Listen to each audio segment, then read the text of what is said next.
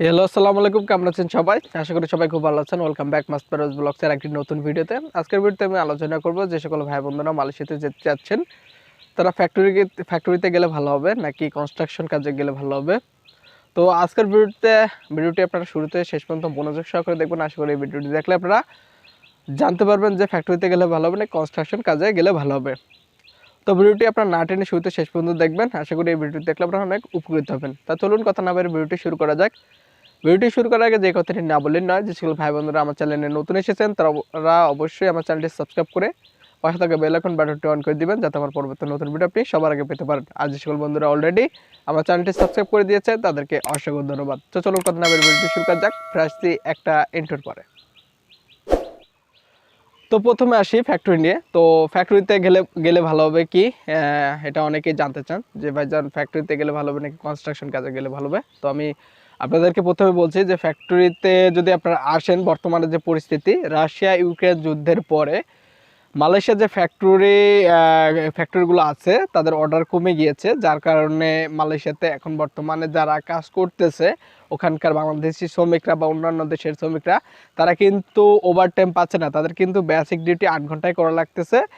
তারা কিন্তু ওভারটাইম পাচ্ছে না, কারণ মালয়েশিয়ার যে ফ্যাক্টরিগুলো তারা অর্ডার পাচ্ছে না রাশিয়া এবং ইউক্রেনের যুদ্ধের ফলে। তারা অর্ডারটা কমে গিয়েছে, যার কারণে অর্ডার যদি কমে যায় তাহলে কিন্তু প্রোডাক্টটাও তৈরি করতে পারতেছে না, যার কারণে ওভারটাইমে তো প্রশ্নই আসে না। তো যার কারণে বেসিক ডিউটি কোম্পানি করাচ্ছে কিন্তু ওভারটাইম দিচ্ছে না। আর আপনারা যদি ওভারটাইমে না আসে তাহলে কিন্তু আপনি মালয়েশিয়ায় গেলে কিছুই করতে পারবেন না। আপনার হচ্ছে বেসিক 8 ঘন্টা যদি ডিউটি করেন, 26 দিন আপনার বেতন আসে 1500 রিঙ্গিত। সেখানে আপনার হচ্ছে থাকা থাকা বাবদ খরচটা নয় কোম্পানি দিল, কিন্তু খাবার খরচটা তো আপনাকে নিজেকেই করতে হবে। এটা তো আনুমানিক 300 থেকে 350 রিঙ্গিত আনুমানিক খরচ হয়ে যায়। আবার প্লাস হচ্ছে আপনার হচ্ছে মোবাইল খরচ আছে। তো সব দিক বিবেচনা করলে আমার মনে হয় ফ্যাক্টরিতে না আসাটাই না যাওয়াটাই বর্তমানে ভালো। কারণ হচ্ছে ফ্যাক্টরিতে গেলে বর্তমানে কাজের প্রচুর সংকট, এবং বর্তমানে যারা মালয়েশিয়াতে কাজ করতেছে আমাদের ভাই ও বন্ধুরা, তাদের কাছে আমি খোঁজখবর নিয়েছি যে তাদের শুধুমাত্র বেসিক 8 ঘন্টা ডিউটি করাচ্ছে, কিন্তু ওটি দিচ্ছেন না, যার কারণে তারা কিন্তু একটি সমস্যায় আছে। কারণ ওটি না পেলে কিন্তু দেশে টাকা পাঠানো যাবে না, নিজের খরচই চলে না, দেশে টাকা পাঠাবে কি। দেখালো ওটিটাই মেন মালয়েশিয়াতে বর্তমানে, ওটিটাই কিন্তু মেন। ওটি যদি আপনি প্রতিদিন নিয়মিত পান, 3 ঘন্টা করে পান, তাহলে মাস শেষে দেখালো যে এমনিতেই 50,000 টাকা দেশে পাঠানো সম্ভব। কিন্তু যদি আপনি ওটি না পান, শুধু বেসিক বেতনটা 1500 রিঙ্গিত পান, তাহলে কিন্তু আপনার পকেট খরচ আছে, খাওয়ার খরচ আছে, এইগুলো কেটে আপনি মাসে বাংলাদেশে কয় টাকায় বা পাঠাতে পারবেন, আপনার পরিবারের কাছে কয় টাকায় পাঠাতে পারবেন। তো আমি আপনাদেরকে একটা কথা বলি, যারা ফ্যাক্টরিতে যেতে চাচ্ছেন তাদের ফ্যাক্টরিতে না যাওয়াটাই ভালো। কারণ ফ্যাক্টরিতে গেলে বর্তমানে ওটি খুবই কম এবং বেসিক ডিউটি করাচ্ছে, এবং কাজের প্রচুর সংকট।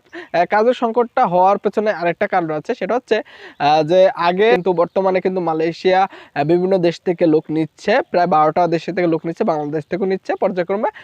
তো এই লোক আগে যখন 30 জন কাজ করতো 50 জন মানুষের, তখন কিন্তু ওটি ছিল। এখন বর্তমানে যখন 50 জন লোক ঢুকে গেছে ফ্যাক্টরিতে, তখন কিন্তু আর ওটিটা থাকছে না। তারপরও আবার অর্ডারটা কম রাশিয়া ইউক্রেন যুদ্ধের ফলে।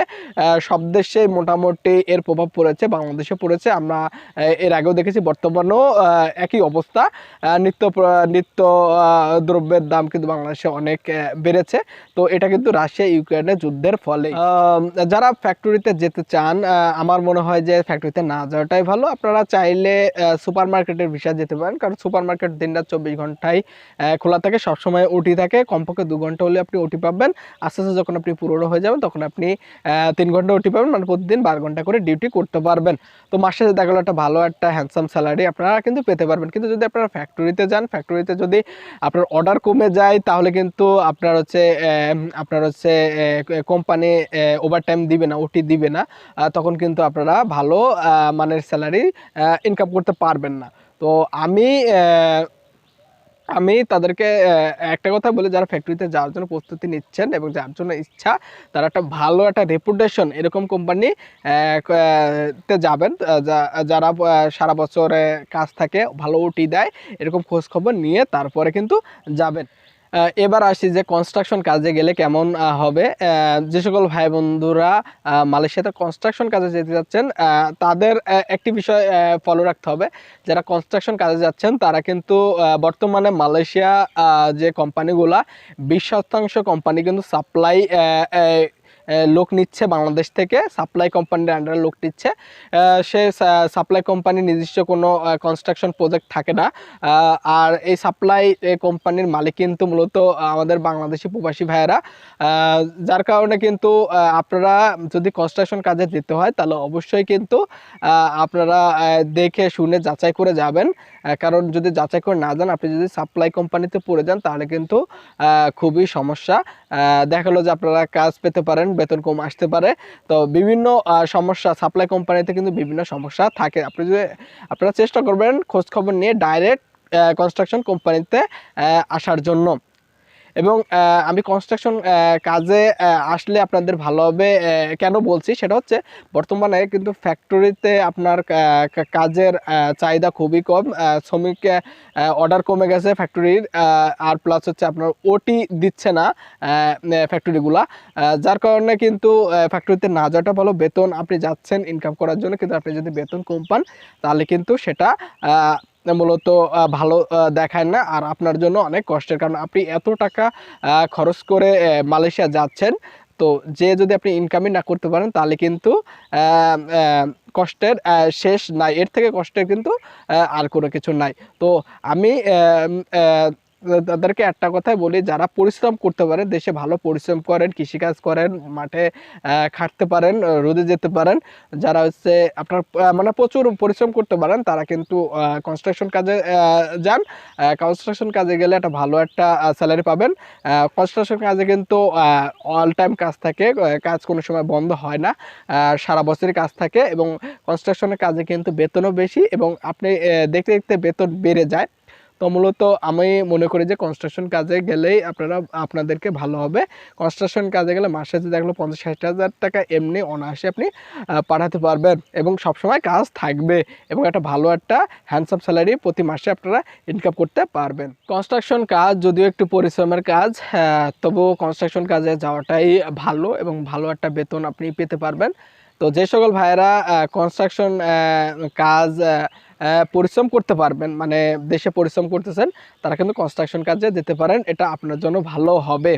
বিগত দিনে যে সকল ভাই বন্ধুরা আমাদের এলাকা এবং বাংলাদেশ থেকে যারা কনস্ট্রাকশন কাজে গিয়েছেন, এমন অনেকের কাছে আমি খোঁজখবর নিয়েছি, তারা বলেছে আলহামদুলিল্লাহ তারা ভালো আছে এবং ঠিকমতো কাজ করতেছে, বেতনটাও মোটামুটি ভালো। প্রথম অবস্থায় যে আপনার হচ্ছে আপনার 8 ঘন্টায় 60 রিঙ্গিত করে বেসিক বেতন ধরেছে, এবং পর্যায়ক্রমে এটা দেখলো যে আস্তে আস্তে বেড়ে যাবে। যখন আপনি কাজের এক্সপিরিয়েন্স দেখাতে পারবেন, কাজের দক্ষতা দেখাতে পারবেন, তখন কিন্তু আপনার বেতনটি বৃদ্ধি পাবে। এবং কনস্ট্রাকশন কাজে কিন্তু খুব শীঘ্রই বেতন বাড়ে, যেটা কিন্তু ফ্যাক্টরিতে বাড়ে না। তা আপনার হচ্ছে কনস্ট্রাকশন কাজে কিন্তু খুব দ্রুত বেতন বাড়ে। আপনার হচ্ছে দেখলো যে সিম্পলি আপনার হচ্ছে ফ্যাক্টরিতে 1500 রিঙ্গিত বেসিক বেতন 8 ঘন্টায়, আপনার 26 দিনে বেসিক বেতন হচ্ছে 1500 রিঙ্গিত, কিন্তু আপনার হচ্ছে কনস্ট্রাকশন কাজে কমপক্ষে আপনাকে 1700 রিঙ্গিত বেসিক বেতন দিবে 8 ঘন্টায় 26 দিনে। তো মূলত কনস্ট্রাকশন কাজে বেতনও বেশি এবং খুব দ্রুত আপনার বেতন বাড়ে। আপনি যখন এক্সপার্ট হয়ে যাবেন, আপনি যখন কাজে দক্ষতা হয়ে যাবেন, দক্ষতা অর্জন করবেন, তখন কিন্তু আপনার বেতনটি আস্তে আস্তে বাড়বে। তো আমি একটা পরামর্শ দিব, আপনারা যারা পরিশ্রম করতে পারেন তারা কনস্ট্রাকশন কাজে যাবেন, গেলে ভালো হবে। এবং যারা পরিশ্রম করতে পারেন না, যারা একটু নর্মাল কাজ চাচ্ছেন, নর্মাল কষ্টের কাজ চাচ্ছেন, তারা ফ্যাক্টরিতে যেতে পারেন। কিন্তু ফ্যাক্টরিতে যাওয়ার আগে অবশ্যই ভালো কোনো একটা ফ্যাক্টরিতে আপনার কলিংটি লাগাবেন, তাহলে ভালো হবে। আপনারা সবার আগে লক্ষ্য রাখবেন যে এই কোম্পানিটার, এই ফ্যাক্টরিটার সারা বছর কাজ থাকে কিনা এবং ওটি ঠিকমতো দেয় কিনা, এটা কিন্তু আপনারা খোঁজখবর নিয়ে তারপর কিন্তু আপনারা কলিং লাগাবেন। তো আশা করি আজকে আমি আপনাদেরকে বুঝাইতে পারছি যে আপনাদের ফ্যাক্টরিতে গেলে ভালো হবে নাকি কনস্ট্রাকশন কাজে গেলে ভালো হবে। তো বন্ধুরা আজকের ভিডিওটি এই পর্যন্তই। আশা করি ভিডিওটি আপনাদের অনেক ভালো লেগেছে। যদি ভিডিওটি ভালো লেগে থাকে তাহলে অবশ্যই ভিডিওতে একটি লাইক দিবেন এবং আপনার মতামত জানাতে কমেন্ট করবেন। আর হ্যাঁ, যারা অবশ্যই আমার চ্যানেলটি সাবস্ক্রাইব করে দিয়ে যাবেন এবং পাশে থাকা বেল আইকন বাটনটি অন করে দিবেন যাতে আমার পরবর্তী নতুন ভিডিও আপনি সবার আগে পেতে পারেন। আর যে সকল বন্ধুরা অলরেডি আমার চ্যানেলটি সাবস্ক্রাইব করে দিয়েছেন তাদেরকে অসংখ্য ধন্যবাদ। তো বন্ধুরা আজকের ভিডিওটি এই পর্যন্ত। আশা করি ভিডিওটি আপনাদের অনেক ভালো হচ্ছে। দেখা হবে পরবর্তী কোনো নতুন ভিডিওতে। সে বন্ধু সবাই ভালো থাকবেন, সুস্থ থাকবেন। আল্লাহ হাফেজ।